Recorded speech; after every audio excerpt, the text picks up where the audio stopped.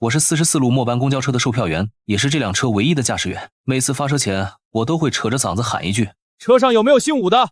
姓武的不能上车，赶紧自己下去。一般售票处都会核实身份证，按理说车上绝不会有武姓之人。我的例行询问，乘客虽觉怪异，却也从不多问。可今天，一道冰冷刺耳的声音骤然在车厢内炸开。这是什么破规矩？凭什么姓武的不能上？这也太不合理了！但他不知道的是，只要有一个武姓之人踏上车厢，今日这辆车里的所有人都会遭遇不测。我瞬间沉下脸，一步步走到那说话的年轻男子面前。把身份证拿出来。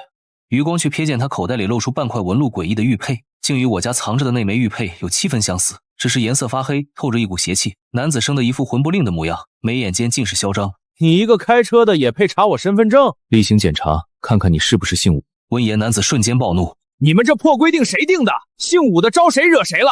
我今天必须拍下来发网上，让大家看看你们的嘴脸。周围的乘客也纷纷附和。就是，我们都买了票，凭什么区别对待？这规定也太过分了。我无视所有杂音，目光紧紧盯着那名男子。身份证。见状，男子当即掏出手机对准我。大家快来看看啊！44路公交车针对武姓，不让姓武的上车。他以为拍视频能拿捏我，可我连眼皮都没眨一下。这时负责安全的小李见场面失控，连忙上前劝阻。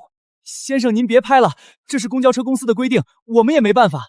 之前就有人闹到网上，导致公司直接把44路停了。现在公司对这条规定抓得极严，您这样做只会影响以后的所有乘客。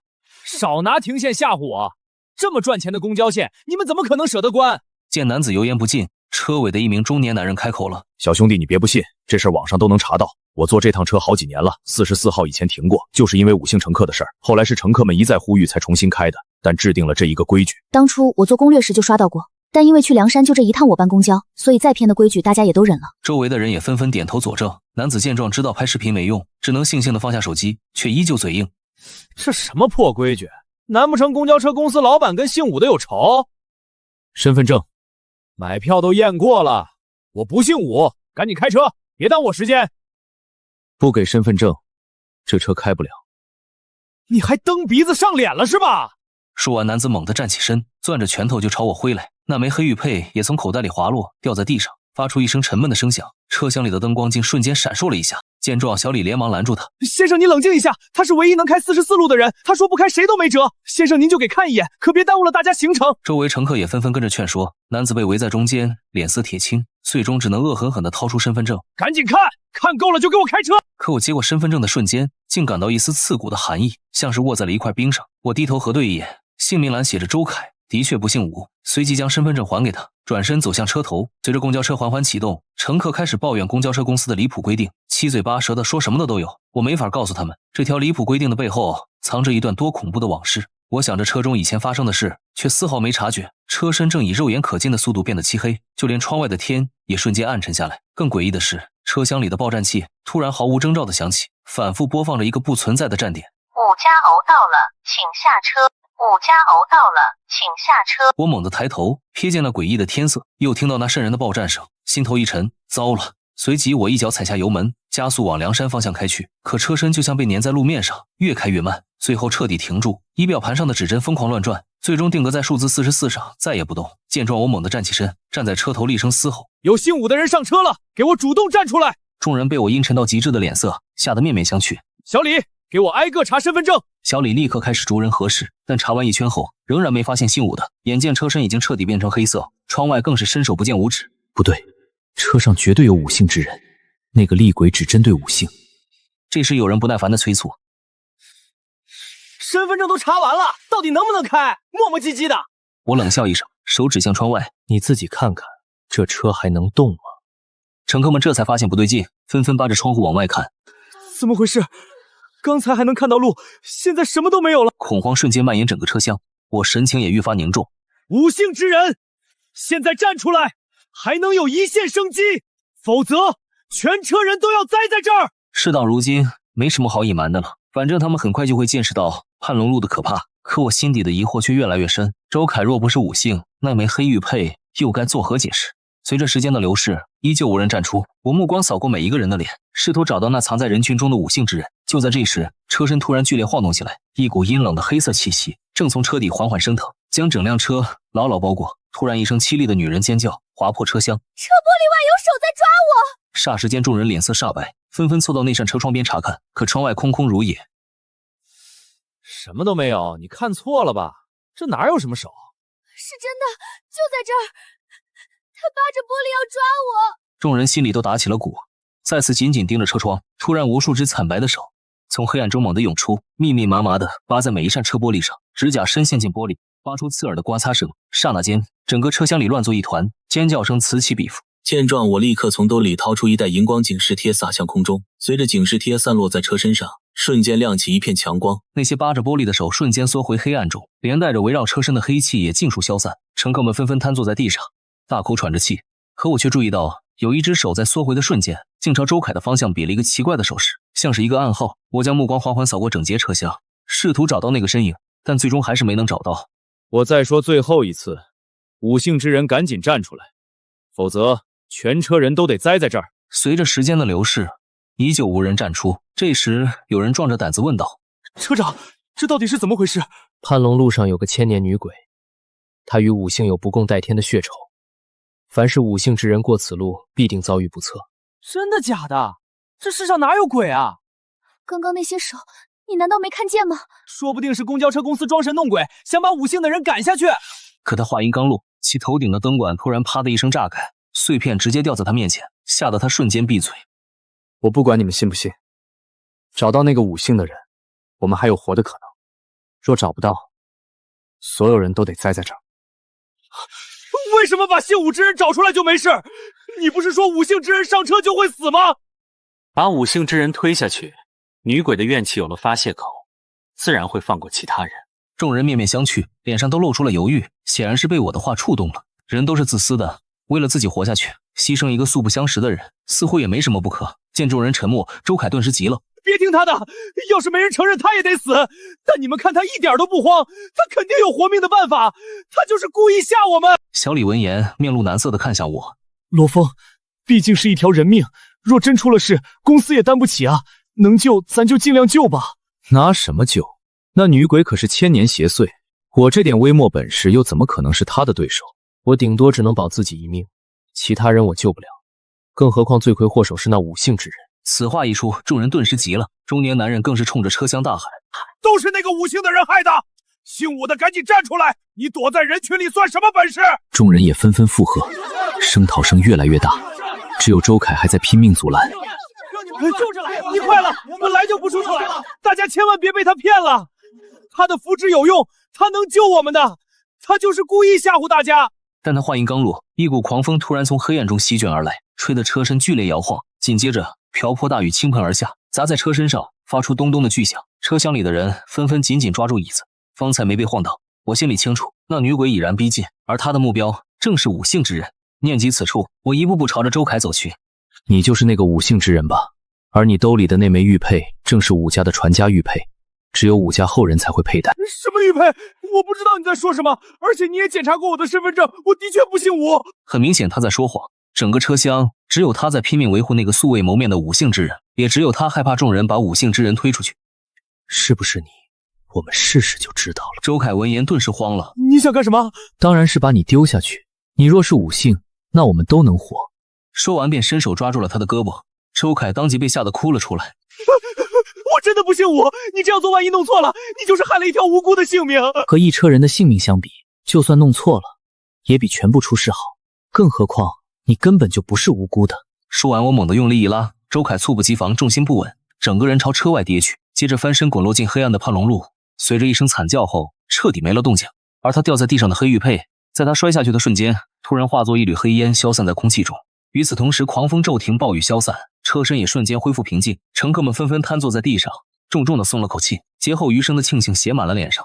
果然是他，不知道用了什么办法改了名字上车，差点把我们都害了。幸好罗峰你英明，一眼就看出了他的猫腻，不然我们今天都得交代在这儿了。车厢里一片欢腾，所有人都在庆幸自己活了下来。可我却神色凝重地抬头看向天空，只见天依旧是漆黑的，而仪表盘上的数字44也开始微微闪烁，像是在提醒我什么。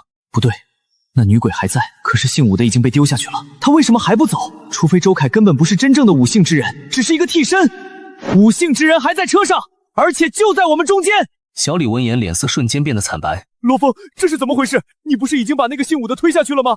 怎么可能还有？我刚想回答，一股比之前更猛烈的狂风突然袭来，这一次风里带着刺骨的寒意，还夹杂着女人的哭声，凄厉又怨毒，吹得人睁不开眼。我比谁都清楚，这根本不是自然风，而是女鬼发怒的前兆。我迅速掏出一张荧光警示贴，奋力掷向空中，只见警示贴迎着狂风飞去，可仅仅3秒便被撕成漫天碎片。我心瞬间沉到谷底，看来那女鬼是真的动怒了，只因我们刚才丢下去的人根本不姓武。一旁的小李吓得浑身发颤，几乎要哭出声来。罗峰，你快想想办法！我能有什么办法？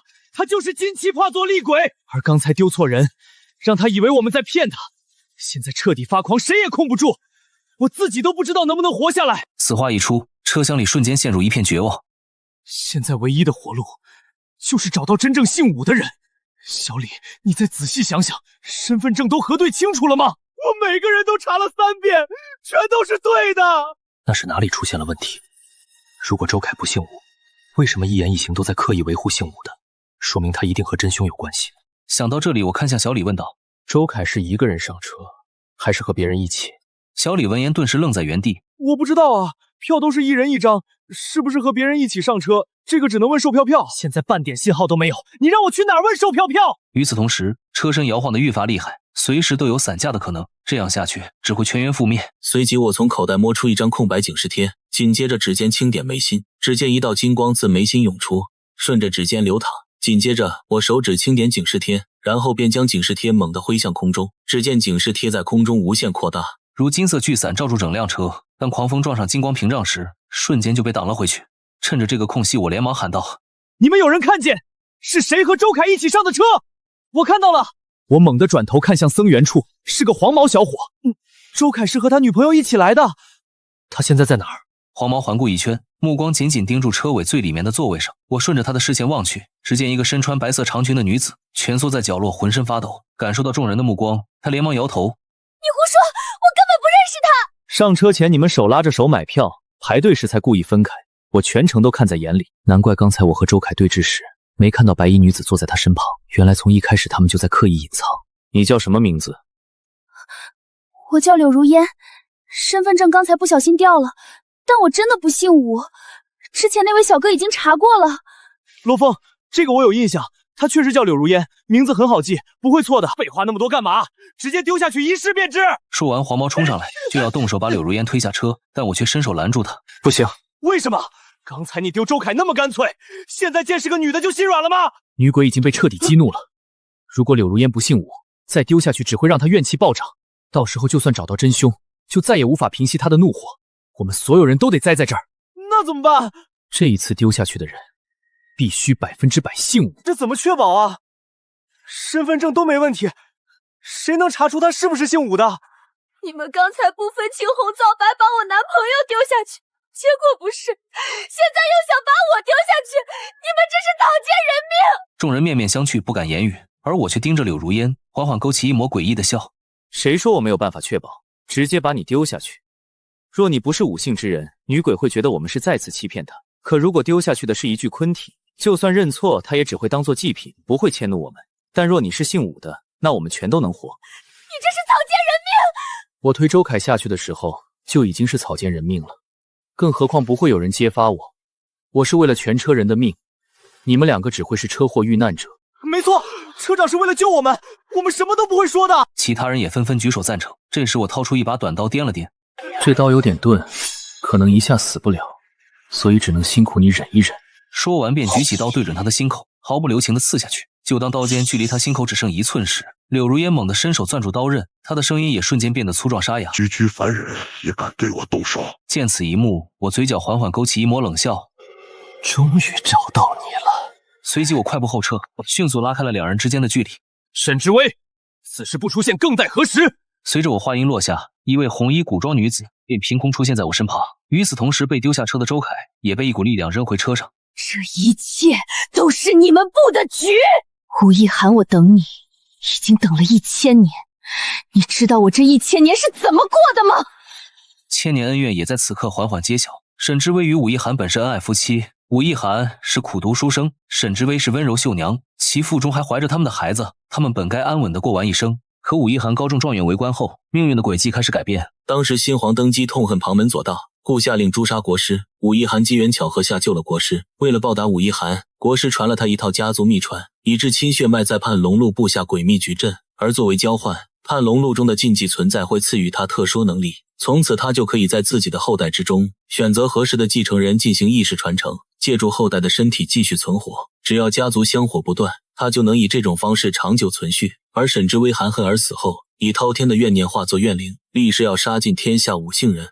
我的先祖罗清玄当年到此地诛杀厉鬼，见沈之微一身冤屈不忍下手，于是与他定下约定，罗家世代守着这条叛龙路，助他找到武一涵复仇，而禁止五姓之人通信，是为了不让沈之微再杀生。可武一涵太过狡猾，先祖找了很久都没找到他，但他知道武一涵会自己回来的。只因厉鬼被灭后，武一涵被厉鬼授予的法力越来越弱，而且随着一次次交换身体，他的灵魂也会越来越虚弱。但他不知道厉鬼已死，肯定会回来找厉鬼寻求解决之法。于是我故意将44路末班公交车开放，并且制定了禁止姓武之人登车的规矩。如果有姓武之人执意进入，那便是武一涵。至于周凯，应该是武一涵的后人。之前武一涵藏在他身体里，等我把他丢下路后，他又转移到了柳如烟的身体里。作为是周凯的妻子，柳如烟也算是武家后人，所以武一涵才能转移到柳如烟的身体里。这时我抬眼望向沈之微，四目交汇，两人眼底皆是一片决绝。1000年的等待，1000年的血仇，今天是时候做个了断了。不过我还有一件事想不通，周凯明明姓周，为什么沈之微却感受到他是姓武之人？想不通，那就去地狱想吧。说完，武一涵便朝我们袭来。我与沈之微并肩迎战。武一涵活过1000年，魂力深厚。沈之微虽是1000年女鬼，但也只能与他平。罗峰，你的剑呢？快拔剑杀了他！我的剑斩妖除魔威力无双，可一旦出鞘，就连柳如烟的肉身也会一同毁灭。我不能为了诛杀厉鬼再害一条人命，那样我和武一号又有什么区别？武一涵一眼便看穿了我的顾忌，当即集中魂力朝我攻来。只见魂力凝作万千冰刃，铺天盖地般席卷而至。见状，我当即催动内力进行抵挡，却被他抓住空隙，近身一掌，直接将我震飞出去。愚蠢的凡人，为了一个无关之人把自己逼上绝路，沈之微你找的帮手也太弱了。而一旁的沈之微又急又怒。罗峰，现在不是心软的时候，他若不死，那我们所有人都得死。我并非心软，只是心存底线，为了苟活便不择手段，那是妖鬼行径，守住心中善念，才配得上做罗家的后人。就在我分神的刹那，武一涵骤然出手，又是一记重击，直接将我击飞。紧接着他魂力凝作寒刃，步步紧逼，杀意滔天。你死了，沈之微就好对付了。就当利刃即将刺入我心口的刹那，我猛地抬头，一把攥住他的手腕，同时催动体内全部内力。随着金光暴涨，瞬间就锁住了武一涵的魂魄。下一秒，他就从柳如烟的身体里逃出，以魂魄形态飞到空中，而柳如烟则彻底晕了过去。见状，我心中顿时松了一口气。